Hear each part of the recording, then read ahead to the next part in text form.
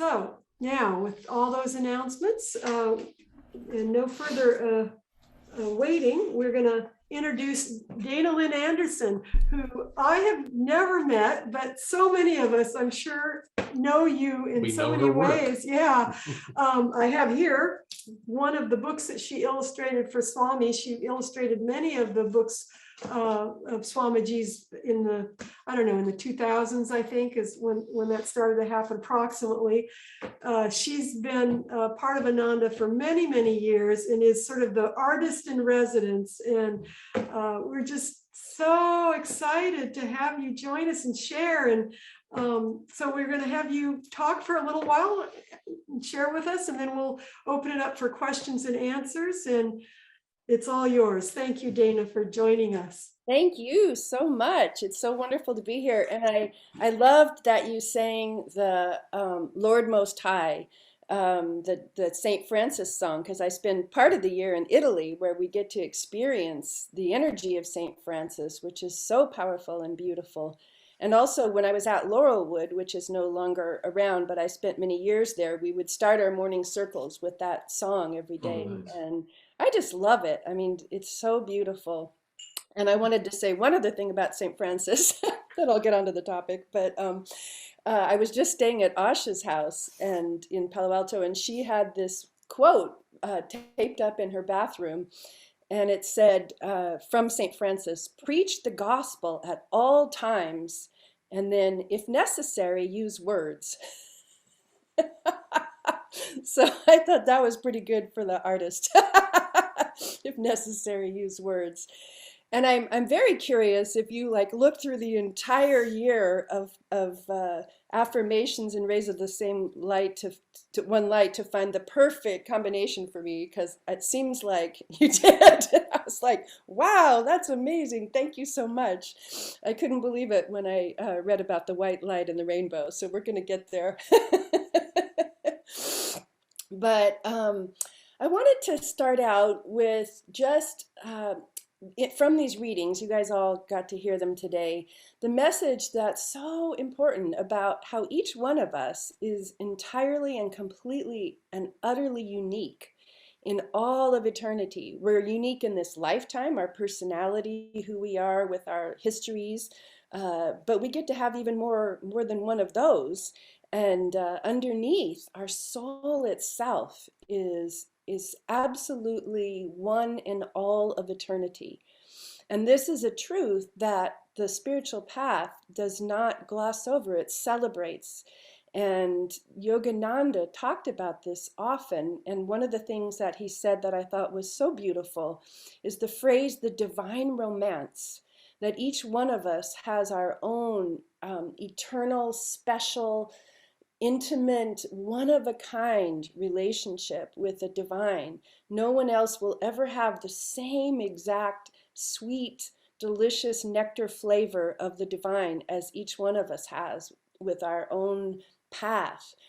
And it invites an intimacy and a connection within that can guide us and inspire us if we go inside, if we turn within. And so I loved in the rays of the one light the encouragement to trust your own path. Let no one tell you what your path to God ought to be. I'm quoting now. Many are the paths. Select your own according to the dictates of your own nature, no matter how out of step that puts you with other people. And I think of Swamiji's beautiful song, Walk Like a Man, and many others where he tells us, go on alone. If you have to be the only one, if you have to leave all behind, your friends and your, your circles of comfort, really, this is who I am, this is my identity, I'm so-and-so because I fit in this little matrix. When we start on the spiritual path, it is an arduous and ecstatic journey that takes us deeper and deeper inside. And as we are true to that, as we follow that inner pathway, we make many outer changes. And I know that you are all starting or looking for attracting a community now. I hear that from your affirmation. I visited Dallas, by the way, years ago when with my good friends Jan and Robert Shapiro, and I think that's when I met you, Supriya, wasn't it? So it's nice. It's wonderful to hear this evolution of your community. And what always happens in the Ananda path and in the path of yoga is that these evolve from inside. It's a very beautiful, organic unfurling of the leaves, unfurling of the petals of what is meant to be. It's not a process of having a perfect picture and then trying to match it.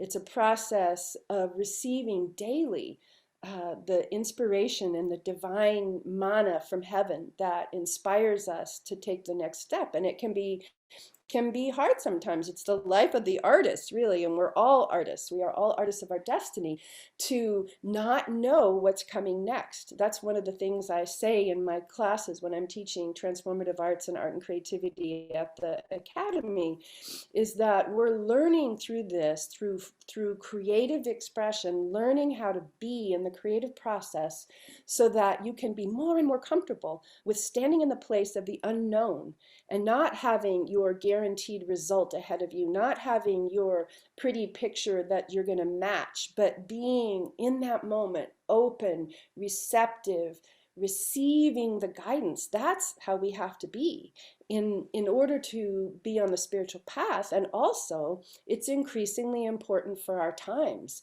because we're living in an era where we can't draw on the past for our solutions. We can't solve the problems that are so complex in front of us and are going to be increasingly complex in the years ahead by drawing on what we already know, which is essentially the subconscious. We have to draw from superconscious, and the superconscious, in a sense, comes to us from the future, comes to us from what has not yet existed, from what does not yet appear before us. So you're always sort of on that. I love this image I saw one time of a guy walking on a high wire, like a balancing on a high wire, but the rope only appeared just as he was about to take a step.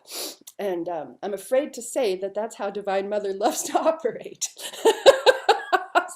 I hope this isn't too bad a news for all of you, because it's just darn true that she doesn't like to tell us, well, actually, the next, 50 steps are going to be here, and let you download that and print it up and put it on your refrigerator.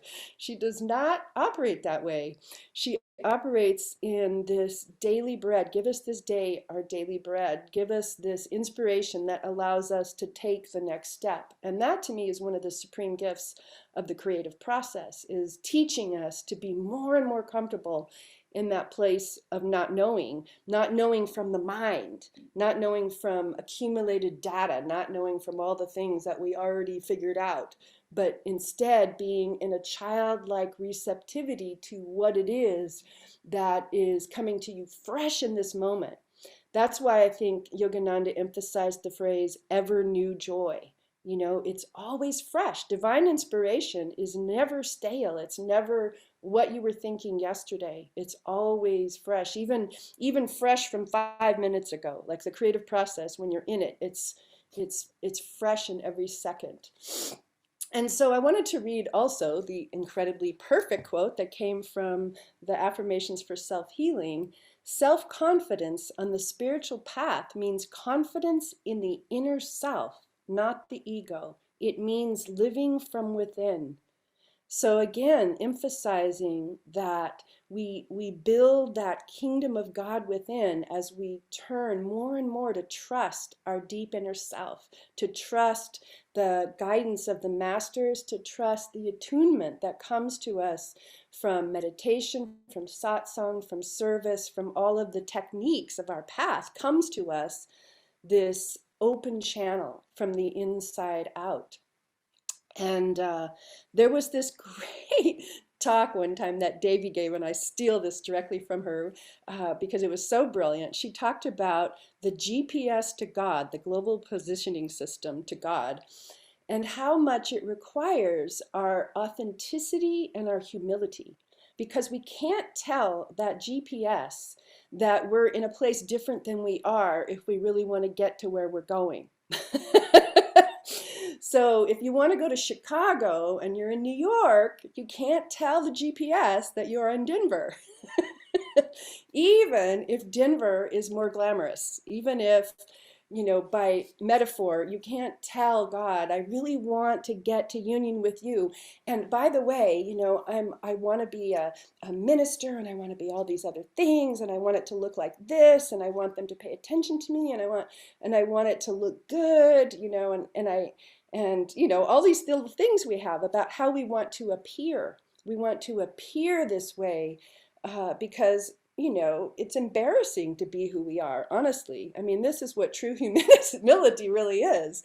If we really look at ourselves, it's a bit embarrassing because we always want to be better. We want to be these wonderful people that we are striving to be. But the humility comes when we're truly authentic with who we actually are. And that doesn't mean excuse, like, oh, that means I can stay here. I'm a slug on the couch and I'm enjoying it. You know, it means, dear God, I have a hard time getting off the couch sometimes. Can you help me? Can you help me get the energy to get up and energize when I want to sleep? You know, but it's talking to God from where you are. And that kind of comes back to that divine romance. What kind of relationship would you have if you never told your partner or your friend or your family who you really were? You know, the depth of intimacy comes because we are honest with who we are. And yet we still uplift each other and inspire each other. And that's what it is with the divine romance with God. That God is always ready to meet us where we are. And it doesn't ever shame us. The GPS to God doesn't go, you idiot, I told you to turn left. Why did you turn right? You know, you know, it doesn't do that, right? It always goes, recalculating, recalculating. And that's what God does with us. You know, go, okay, God, I know you told me to go down there, but I actually went over here. And God doesn't go, shame on you. I told you to go this other direction. Why did you ignore me? That is never the voice of God. That's the voice of ego. Swami talks about that. But the voice of ego and Satan, the voice of Satan, is really the voice that tells you you're bad and you messed up and you should just give it up now. It discourages. The voice of Satan discourages, and the voice of God always encourages us. And just recalculating. Now I have to give you a slightly perhaps different way to get there because you went north when I said south, but we're not gonna dwell on your directional problems. We're gonna give you real inspiration in this moment, always. Ever new joy, ever new guidance, ever new inspiration. This is the step that it's right for me to take now. And so living from within, following our path that is so unique and so intimate with the divine, and following it by being truly honest with ourselves and with God, with the divine, as we come to it in our practice, in our prayer, in our inner japa, that is talking with the divine. So I have to leave time for this incredible quote, the rainbow inside the white light, right? I mean, how cool is this? Okay, so I am actually quoting. I can't even believe I'm quoting from Swami right here. Truth is like a pure white light containing within itself the full spectrum of the rainbow. It's so beautiful. And, you know, I've been part of Ananda for decades. And so why didn't I notice that before? I don't know if you guys have ever read the autobiography and realized that they put new sentences in all the time. This happens. Like you hear stuff and you're like, yeah. And then suddenly you read a sentence and it just springs to life. And that's what happened with this sentence. I just love it. And so I did a little looking up around light because that's very fascinating from the outer perspective, from daily life, from how it works in the studio when you're playing with paint. You don't end up with white from mixing all the colors. You end up with brown. You end up with pretty ugly colors when you mix all the colors. White is like keeping all the other colors away. And that's kind of how we treat the spiritual path when we are not being true to our deep self. It's like white means I don't have any of those negative things going on, and I am very spiritual because there's nothing tainting my purity. This is kind of like a misunderstanding of these principles. But really, when it comes to white, white is actually all of the colors, all the spectrum, every wavelength coming through, the red, the green, the blue, the yellow, all of the colors. And white reflects those colors. And how do we get the color that shows up? Like, how do I get this blue shirt or these red curtains? I get the blue shirt because I absorb the colors that are not this blue, and so I only reflect blue. And this is absorbing all the colors except for red, so it reflects red. But white is capable of absorbing all of the colors and therefore can reflect the beautiful white transcendent light of God. And so we don't need to chop off parts of ourselves. We don't need to be, this is what I am and I'm not that. We don't have to come up with holier than thou images of ourselves to find God. What we have to do is allow all of these colors to be part of who we are and continue to offer ourselves upward to the divine, continue to let ourselves reflect that light. In a way, it's like when we absorb the color, it's an identification. Like Swami talked about the ego as a bundle of self-definitions, right? So when we absorb the light, we don't reflect it, we're like, this is me, I'm this, I'm green, I'm red, I'm not yellow, I'm purple, I'm not white, green, you know, I'm not these colors, I'm this color, not that color.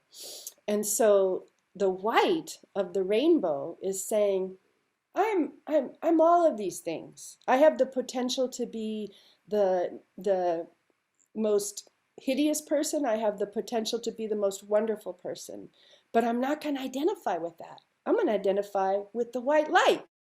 The white light that encompasses and embraces and loves and nourishes all aspects of who we are. So it's not like white versus black in this, you know, sort of rejection.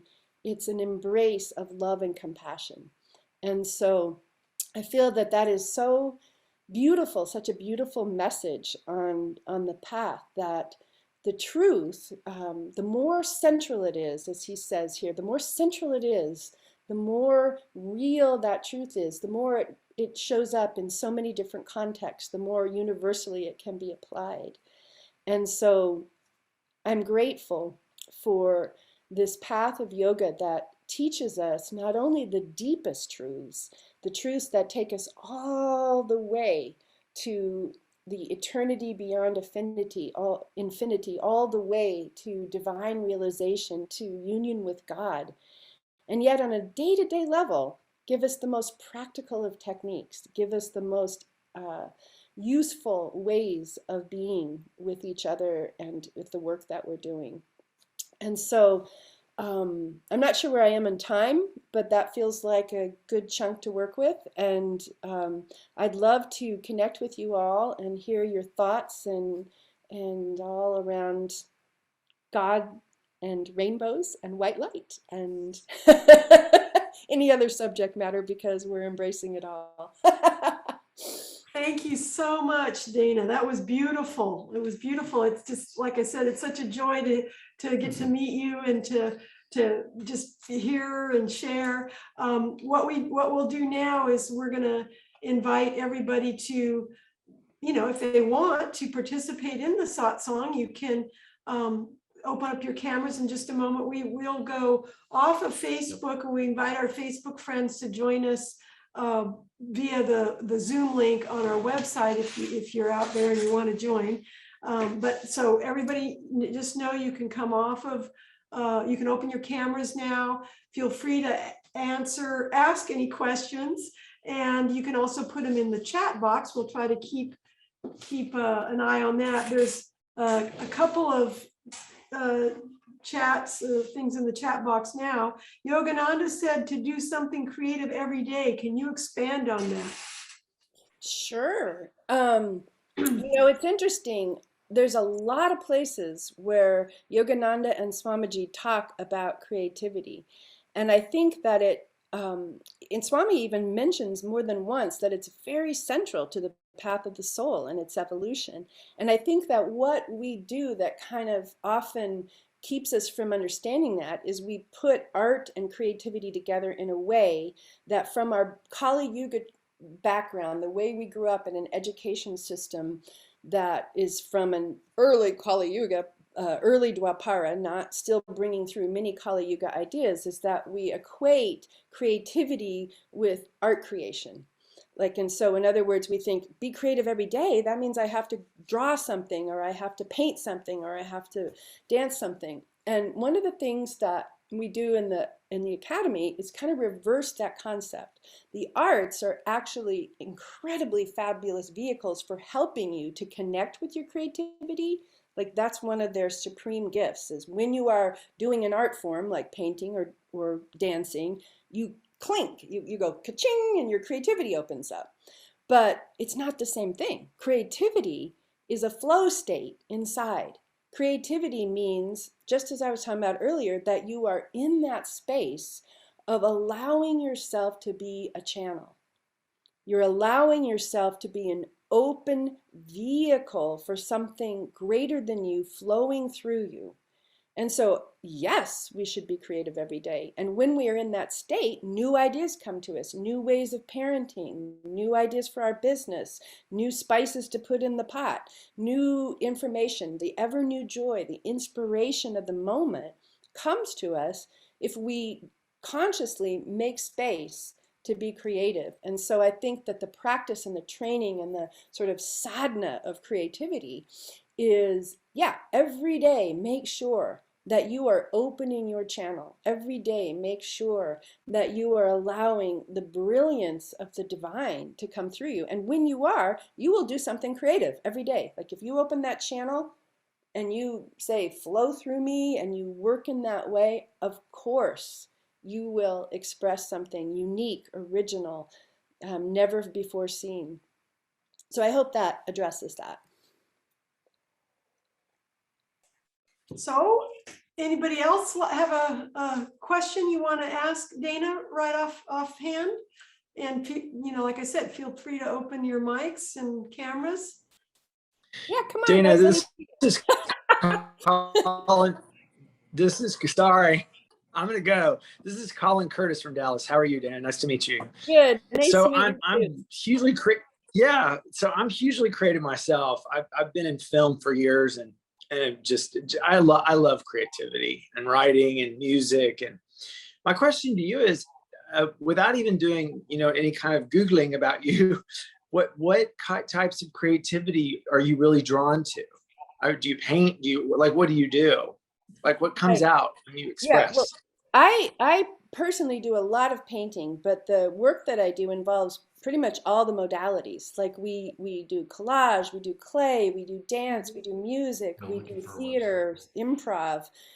And so any of the art forms that are just moving in the moment, that are allowing us to dive in and open that channel. We haven't done as much with film because of it being sort of an in the studio, open the heart, open the channel kind of direct experience. But surely working with film is a way of tuning in that. But I myself do mostly painting because I love it. I love painting.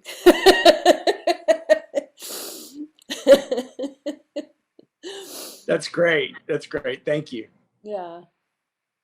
Thank you. Nice to connect. So can it be something, Supriya? Hi. To me, creativity, as you say, is so broad. It can be anything.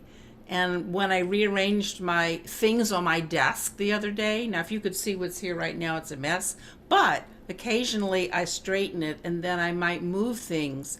To me, that's like, oh, it feels different now, and it's good for me. That's creative. Plus, as people know, I love creativity and cooking and sharing the cooking when we can. So that's part Yeah, of my no, ways. Yeah. absolutely. And actually that's a brilliant example Because when we take the time to engage and change relations and move things around so that they're more reflective of the current reality, so they're more in that ever new joy, that place of what is real now, what is true now. When we give consciousness and energy and attention to that, that's absolutely creative. You know, how we arrange our house, but even just like our altar, you know, not letting the altar die by it's always the same, you know, like what are the new things that bring it to life? And yeah, that's an excellent example. And of course, cooking. Yes, cooking is a beautiful, because you know, it's cooking is a very right left brain thing, because you have to know a little bit about how to do it in your, you know, sequence of when you add the water to the flour kind of thing. But you also, it's also always amenable to like, but I can smell it and I can taste it and I can bring in something that is inspired in that moment. So absolutely. Go girl, creative flow. Hi, this is Linda. I've been listening to Asha talk about Swami's book, Art of Supportive Leadership. Yes. And there was a concept that she brought up that I'm still processing it, but I thought it was really interesting. You said that a leader is creative, but their medium is other people's energy. Yes. I thought that was wild.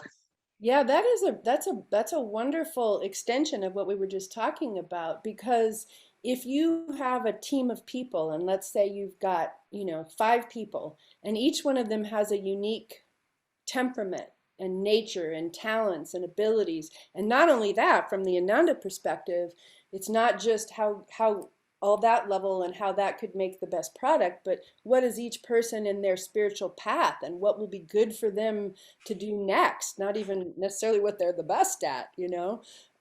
If you have that and you approach it in a, let's say, a not creative way, okay, it'd be formula, you know. You'd be like, oh well, this should obviously be like this because we know this one and this guy's good at that, so, and it's like you're thinking of it from the mind and you're going, okay, Brad, do that. Okay, Sally, do that. I have my list and I want you to do this because the task requires this. And so my left brain, my linear rational self can come up with A, B, C, D, what needs to happen in order to get the product, the result, the outcome.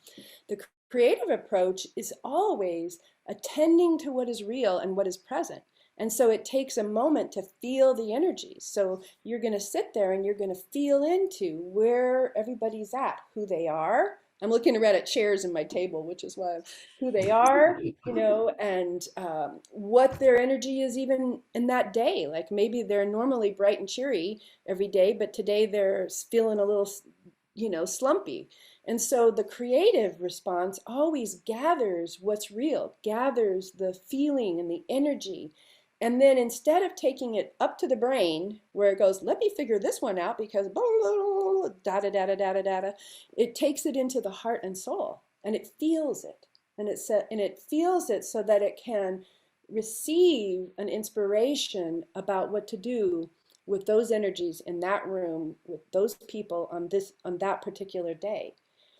And so I think that is how creativity operates. It's never coming from I already know what to do, or if I assemble all of the information, I will be able to chunk out the correct answer. It's never an equation, you know. It's always a living, organic experience of the reality that receives the energy, but then takes it in and asks for guidance and then receives an inspiration. That would be how I would see that. Does that make sense, Linda? Yeah.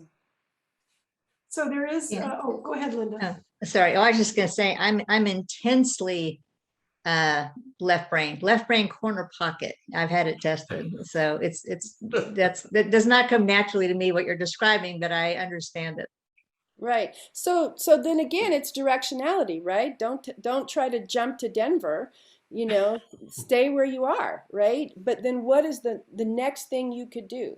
Like maybe you could do your normal left brain thing, which is probably brilliant, right? And has all this information. And then you could just bring in this little exercise of saying, okay, now that I've done that, I will consciously take 3 minutes, breathe and receive. And I'm just going to see if there's any way all of that figuring has any, if there's another, it's like asking for another source of information. And that's a great step. You don't have to start with, I'm going to be completely creative and I'm going to now do watercolor drawings before my, CFO meeting, It's just, you don't have to jump into that. You can just go one step. What would be the one little thing? And here's one thing that I use a lot actually is movement. There's yoga, but there's also like turning on Swami's music and just moving to it for a minute. There's something about engaging your movement and your body that can bring in the right brain really quickly. Like that's the fastest route to right brain, is to come into your body. So close your eyes and breathe and just move for a minute and then become still. See if anything comes. And if it doesn't, so what? That's fine. Just keep holding that channel open, and maybe 3 weeks later you'll get one little, tinkling bell that says, I didn't expect that thought, but it makes sense somehow intuitively. A good example, I want to say one other example because I found this to be a really good one. When you're working with kids, let's say you have two like 6-year-olds that are having an argument, and the teacher or mommy, they said, Tommy said this and Judy said that and I did this and she did that, and they're really, and they want you to solve it, right? They want you to go, okay, Tommy, you shouldn't have taken that, and Judy, this is what kind of the mind does, right? It's like, I'm going to listen to the story and then I'm going to solve it with what should happen from the justice perspective. Well, education for life, the approach of education of Ananda, might instead take a moment and just feel into the situation and recognize that Tommy and Judy are exhausted. It doesn't really have to be solved. They don't even really need it to be solved. They may be asking for it to be solved, but they actually don't even really need it to be solved. They're just tired. So you go, how about we take a nap? And they're like, okay, honestly, things like that can work, like with children and by extension in other ways. If you actually just go to the energy of what's happening rather than the story of what's happening, the solution can be really different than you would think. Or it could be, I feel like you guys just need to run around for a little bit. Yeah, let's go have a recess, Or I feel like we all need to sing a song right now. Okay, and then you sing a song. Education for Life uses those little tricks a lot. It's like, let's just change the energy. Let's not tell every kid, what they need to do outwardly. Let's just take the energy of the room and shift it. And so in your work, are there ways that you can take the energy of the room and shift it? Can you shift it with music? Can you shift it with a pause? That kind of thing. So yeah, thanks. Somebody else? I have a question, Yeah. Dana. This Mark. Hi, Mark. And I'm just curious, if you would tell a little bit more about your own backstory and how you came to Ananda, and anything else that you think is pertinent along those lines. Okay. Yeah, I started out young being very intensely engaged with what is the meaning of life. And I need to know it before I can even do anything else. Like, why are we here? What are we doing here? And so I studied a lot of the world's religions, and I got my undergraduate in philosophy, and then I got my master's degree in consciousness studies. And I was very much like, I've got to figure it all out so that I can do what I need to do. And, with studying the different religions and studying the content of that in a consciousness studies program, which was very comparative of cultures and consciousness, different eras, different cultures. At a certain point, I realized, even though they all were, or most of them, many of them, let's say many of them, were genuine paths to God, speaking of our theme, many paths to the one, you couldn't walk through all their doors simultaneously.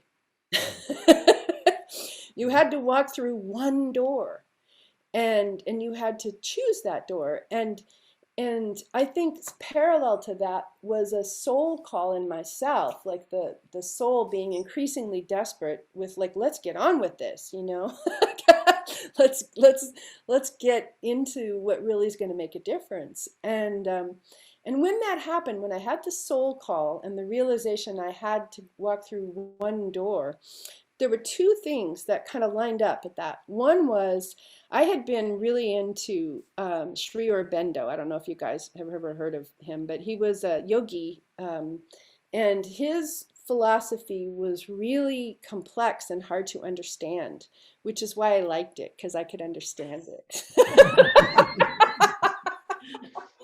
And and Yogananda, actually, by contrast at the time, seemed really kind of mundane, because he was telling you all these practical tips, right? And I'm like, practical tips? Who needs that? I need I need something really hard to understand. Um, and then when I made that soul call, I realized that that was exactly what I needed. My path needed something to get me out of that place in the head that I was good at and into the heart that was more childlike and more humble. And so Yogananda had a very childlike quality to me that told me that was the right path for me. Also, from that soul call, I had a dream, and it was a very powerful and beautiful dream. And in the dream, which helped me to know this was it, there was this, how do I describe it? Like there was this huge energy passing by me, like as if Yogananda were 50 feet high. There was a huge energy passing by me, and his robes were like rippling behind him. And I reached out and I touched his robe, and I felt an electricity come to me. And it just was so powerful. It's like the story of the woman who's healed in the Bible when she touches the garment of Christ, and he goes, "Who touched me?" And that's what it was like. It was like, okay, I've made the soul call, so now I have been given that electric energy, profound vibrational connection, and so that's how I came onto this path. And let's see, where was I? think tangibly, the very first thing I ever connected to Ananda with was a cassette tape. If anyone knows what that is, Oh, yeah. a cassette tape from Asha. And I was down in the Bay Area, and so I started coming to Ananda, and the rest is her story. So Wait. what was the visual arts? Well, get that question in the chat there. Okay, Because this it is a relates to- this is a follow-up question. Well, it relates to that. Okay. It says, there's one, it's been in the chat for a while. It said, did you read the books before you painted the covers? What did you say? What did you say to Swami Kriyananda? How much do you meditate before you paint? I don't know. Okay, my question was just going to be was your artistic endeavors, was that always a part of what you did, or is that something that came later? No, I always did art from childhood on, and I always played with it because when I was born, our family had the Anderson Depression, as we called it, where my dad lost a lot of money. And so my toys were art supplies and things I could make, which was actually a great thing. And yeah, so coming to Ananda changed my art in that, I think most significantly, in that before I was opening my channel to God, the universe, and everything. And Ananda taught me about the spectrum of consciousness and the importance of aiming to the super consciousness and receiving inspiration from the highest aspect, even as you make space for all colors of the rainbow. There's a distinction, there's a directionality to the super conscious, and that changed my art quite a bit and my whole approach. And then about the question that David asked, I definitely do sadhana before I create, and some of that is meditation, some of it is moving to Swami's music or tuning in through singing or chanting, and so sadhana is a practice of attunement, and so I always follow a practice of attunement. But when you're in a creative life, that spectrum of what brings you attunement can be broader than simply only sitting and meditating. And so I encourage, all of us to have a rainbow sadhana that, always stays true to the core of meditation, but invites other modalities. And I'll tell you an interesting story about Swami and where he came from in his book covers, because on the Bhagavad Gita, which I think is the one you held up, right? Yes. Mhm. Yeah. Yeah. In the Bhagavad Gita, Swami said, I don't want a picture of Krishna and the chariot with the horses. Like, this is what you see every time you look up the Bhagavad Gita, right? There's Krishna, Arjuna, and the chariot and the horses. He says, that's so, like, I mean, he didn't use these words, but it was like, it's so outside in, it's not coming from inside. I want the consciousness that Krishna is conveying. The Vishwarupa, the moment when Arjuna sees and experiences the divine, that's the moment that matters, not outwardly they're in a chariot with horses. And so that was very interesting. And I think he felt that way in a lot of his approach to art. It's let's go in for the energy. And during the process of painting with Swamiji, I say painting with Swamiji because it was really the two of us, in the sense that I always felt this energy that he was pouring out to me during that time period. Because when I received the commission for the Bhagavad Gita, I was actually in the middle of a book project where I had to have, like, how many was it, like 18 paintings by a deadline, and I'm like, I don't have time to do this painting. But of course I'm like, yes, Swamiji, of course I want to do this. And then I'm painting and painting, and I created this big painting, and I show it to him, and this is like in hardly any time left, right? And I show it to him, and he's like, oh, I love that painting, but it's not the right one for the cover. And I was like, oh, great, because I don't have any time left. But and so I had to start over, and he just said more blue colors and, a little bit more calm energy, because the one I did was pretty energetic. It did doomsday cataclysms and volcanic bursts and very well. But it was a little shy on the calmer moments. And so anyway, so here I have this ridiculously unobtainable time period in which I'm supposed to paint this painting. And there really wasn't a way I could humanly do it. But luckily that didn't stop me, because I'm like, okay, great, work through me, Swamiji, God, pour this through me. And in way shorter time than I have ever done, this painting came out. And so it was really beautiful, because it was a way of feeling that attunement, and how Swami made all these books and all of these things that he did in his life, which are astonishing. And I don't think we're necessarily all going to get there, but he always encouraged us to consider that, to be open, let it pour through. Don't put outer limitations on what can be done. So David, does that touch what you were kind of getting at there? He Okay, says, great. Good. Thank you. How did I connect? Oh, is that a new question? How did I connect with somebody before I painted? Just internally, like, we met a few times, and we talked some, and sometimes, like, actually longer story than we have time for, I ended up at one point painting in his office while he was working at his computer, and I'm in the corner painting. So that was pretty amazing. But most of it was inward, just taking time to tune in, because that's where the energy is. And that's still available. I just have to emphasize that. Some of us got to know Swami, some of us got to be with Swamiji. Yes, we are super lucky, but it doesn't stop there. Just like Yogananda is as real as ever, if not more so, not in the body, so is Swamiji. And we can tune into those energies. And it's really just intention, right? It's the intention of the spiritual eye and the receptivity of the heart. When Swami talks about how intuition operates, and when Sri Yukteswar talks about how intuition operates, it's like, the spiritual eye is the call, the soul call, the intention, the request, the clarity. And then the heart is the receiving station, the receptivity. And so it's always that, like, solar current, lunar current, that brings us in, and that's always available. So I was curious of how you've been dealing with the pandemic and sort of where you're at now, what's happening with your, life and your projects. And would you ever consider coming to Texas?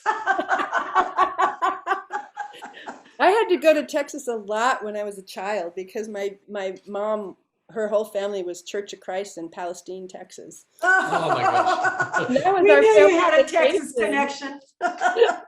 And we got to eat a lot of Jello and go to and go to a lot of church services. But anyway, yeah, no, I would totally consider it for sure. And for me, the pandemic has meant certain things. Like it's kind of created an exile situation in the sense that I have a place in Italy, and I don't have the visa to be there year round at this point, partly because of the pandemic. And before, I was always going to Laurelwood, and now Laurelwood is not there. So my US end of the migration route is a lot more of a migratory route now. It's brought me more to other places like Palo Alto, and I was just in LA for a week at Temecula, their new property there. Oh. And so that's a beautiful thing. It's not something that's, believe it or not, it's not something that I really want outwardly or desire wise. Like when I do a collage, I don't put like travel pictures. I put like a chair and a teacup, and like I just want to sit and be in my little space and not have to move around. But but it's also a beautiful opportunity, and I recognize that. But one of the things I was in Temecula, which is gorgeous. It's a beautiful property that they've got, like I think 600 acres down south of LA towards Encinitas. Oh, it's so beautiful.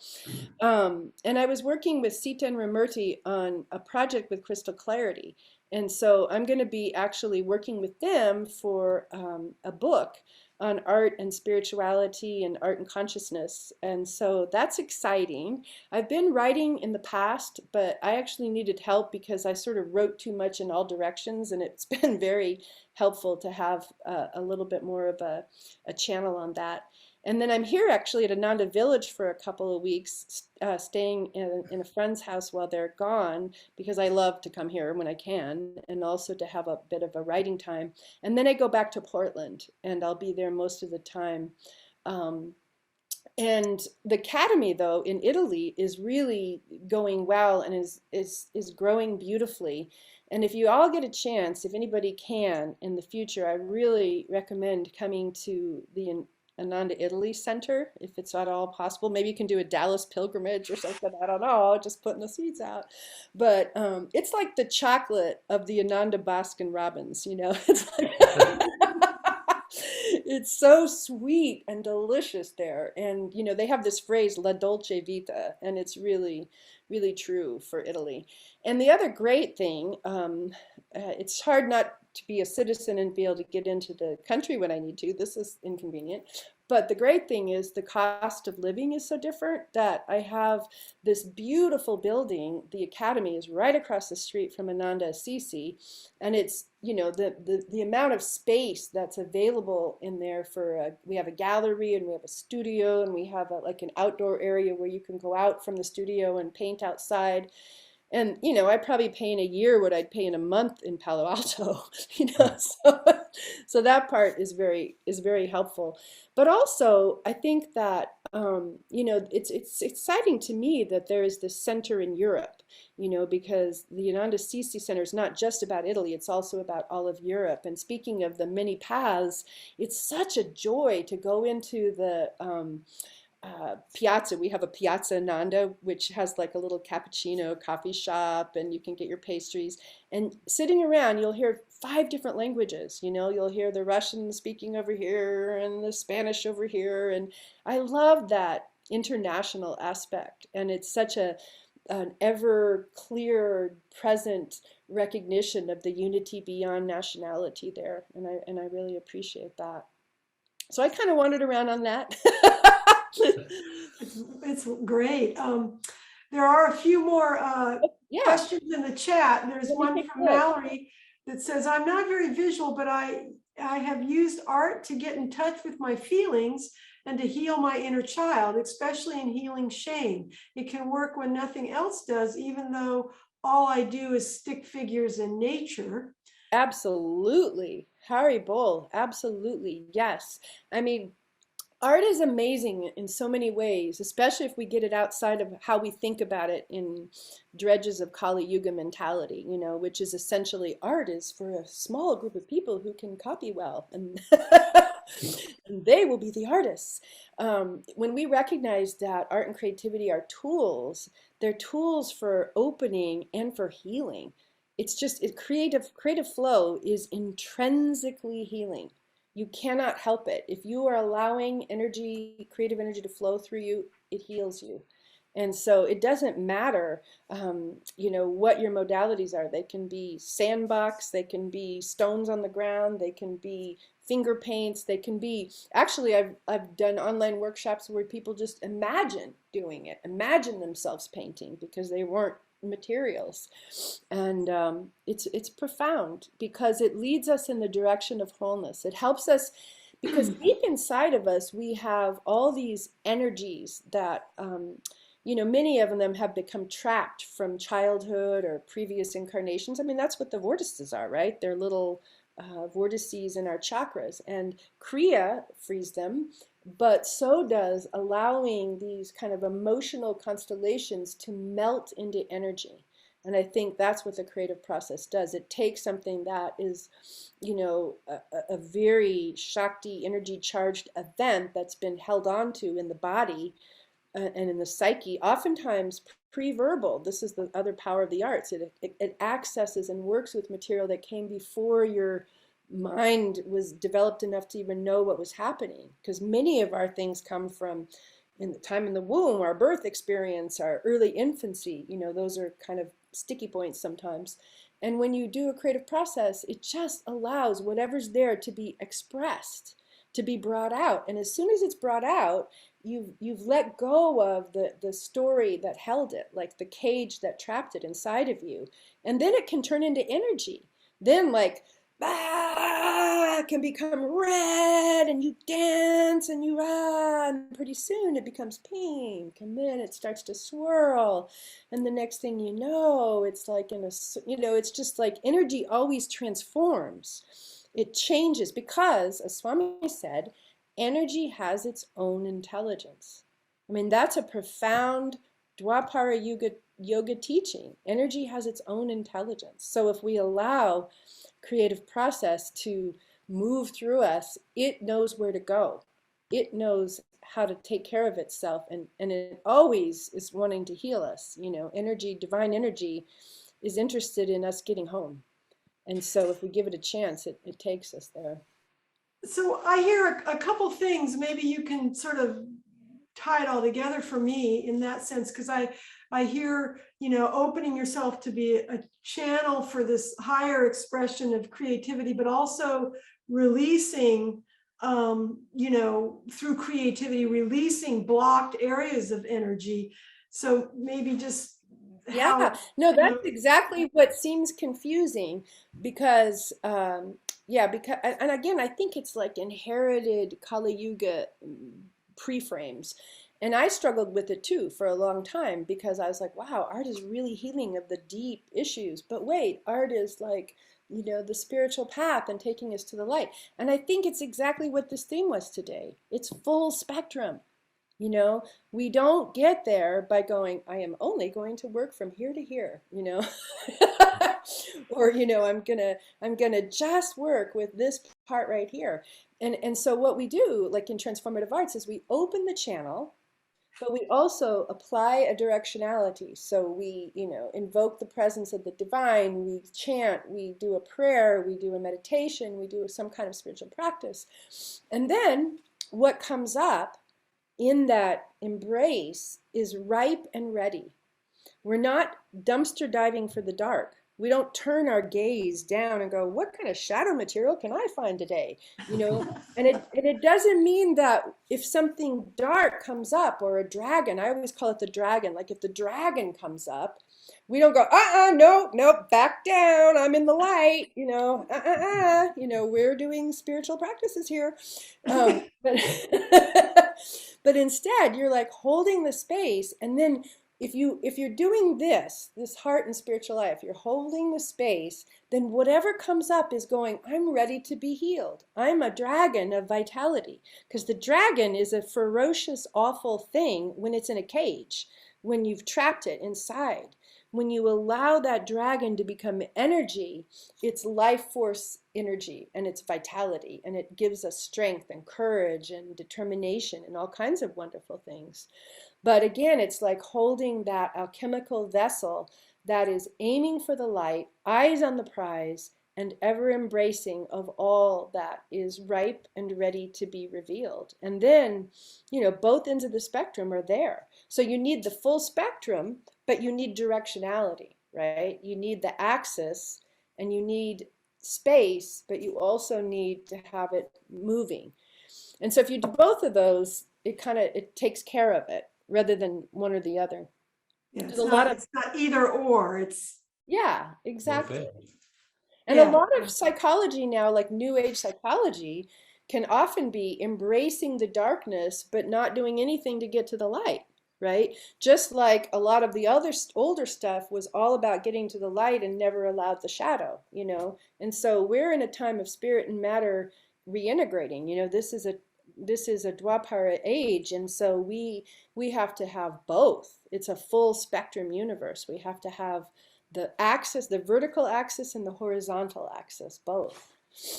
Oh man, that's so beautiful. You brought tears to my eyes with that. So thank you so much. There is some more in the chat. Sonia. I gotta talk to Sonia. Yay! Yeah, Sonia's right up there you want to just ask your direction? Yeah, no, your I got question it. directly? I got it. And I have to tell you that that if you can paint like a 6-year-old, you are in a highly advanced state. Okay? Because honestly, who did Jesus say could enter the kingdom of God? Right? Did he go, the people who really have their stuff together are allowed to enter the kingdom of God? Did he ever say that? No. No, he said, in order to enter the kingdom of God, you have to become like a child. And I really believe that this literally happens in the creative process. If you want to connect with God and you can allow yourself to be a 6-year-old and not make a pretty picture that the adult goes, oh, here, I have made a very delicate lotus, right? That you can see. Isn't it beautiful? This is the Pharisee over here, the part of us that is praying, loudly so that others will hear. We're making the beautiful picture so that everybody can see how spiritual we are. If you can ditch that and paint like a 6-year-old, because what does a 6-year-old paint like? A 6-year-old paints like, this is me. This is how I feel. This is a blue and a brown, and here's my nose. Right. And then, and then they go, look, what do you think? And you don't go like, I don't think the composition is correct. Like, why would you do that? Right. Because you're talking to a 6-year-old, and that 6-year-old, that child self doesn't need to be a professional artist. You don't need to do art in order to be a professional artist or to make pretty pictures. We've got Xerox machines. We've got the internet. You can get pretty pictures. You do this process in order to open your channel. And if you can end up at the end of this in the childlike state of joy, that is many samadhi. It's a practice of ever new joy. That it's a taste of the joy that we came from joy, we live for joy, and sacred joy we melt again. And you get that through being a child. So you are on it, girl. Don't you put yourself down ever again, because you are highly advanced. I can't hear you, though. What are you saying? Oh, shoot. Why can't we hear you? Maybe you have to type it. You're Yeah, unmuted, Sonia's Sonia, unmuted, but for some reason we're not hearing you. Yeah. Is there volume or something need to be turned up? Yeah, just type it maybe. But anyway, that's true. I mean, she brought up that question, but honestly, in all the classes I teach, it is so common. That is that's people come in and the first day they're like, but I can't paint or draw, or I can only do stick figures, or, and I'm like, great. That's a great first step, is to let go of all of that stuff, because we're using art, but it has nothing to do with art as we know it. It's not about result. This is how it ties into Krishna's teachings, release attachment to outcome. Have no attachment to the fruit of your actions. Don't get involved in the end result and try to smush yourself into that place. Be present with the process. Come to your center. Let it unfold from inside. That's okay. It's good to see you too. And you can get rid of judgments. We all can, if we allow ourselves to be the childlike fools that we are, the imperfect, coming from Chicago people or wherever, not coming from the glamour place, but from where we really are. Yeah. Thank you so much. It's so good to see you too. Yeah, it's really good to see I've you. often said to help me get in that place is I'm making mud pies. I'm just, that's what I have to do to tell my mind to, calm down with the judgments. I'm just making mud pies, and it's so much fun. No, absolutely. And what helps me too is I've had moments, I'm sure we all have, where you recognize that all of the things that we think are so incredibly important are very, like worldly attainments. We get our degree, or we accomplish this and that, and all these things that out in the world look so glamorous and make us feel important. Those are all sandcastles. Like we are really all making mud pies lifetime after lifetime. It's all us out there with our little buckets and toys, like ultimately none of that stuff means anything. It doesn't mean anything except for how it grows us. Like that's the only thing that really matters, is what changes inside of us. And so, yeah, I love that. Making mud pies. That's awesome. Oh, anybody else like to open up their mics or cameras, or put it in the chat box? It's just been wonderful to share with you, Dana. I just really have enjoyed it. I want to say too that we do all have a very special connection here in Ananda in Texas with the CC. Dear Darshan, Darshan. Oh, Darshan right. He comes to you guys. He has spent many months with us over the years. We haven't seen him obviously anytime recently. And Mark and I we almost got married in a CC. We came that close, but then we decided we wanted to do it here with as many people as possible. But we had planned, the Sangha here had planned a pilgrimage before the pandemic hit. So hopefully when things settle down a little more and that whole group energy can open up a little bit more, that's definitely on our bucket list here for our Sangha, is to get a pilgrimage. Well, that would be wonderful. And when you come, please, I request this, make a day to go to the studio and play with me, so that you're not, because there's so many enticements, and I don't want to take away from all of the St. Francis sites, but just give it that time to your group, because it would be really wonderful to have that play day. When are you there? What time? Well, right now I'm there June, July, and August, but I'm hoping, not this year, but the following year, to be able to get the visa and be able to stay. So then I'll be there more.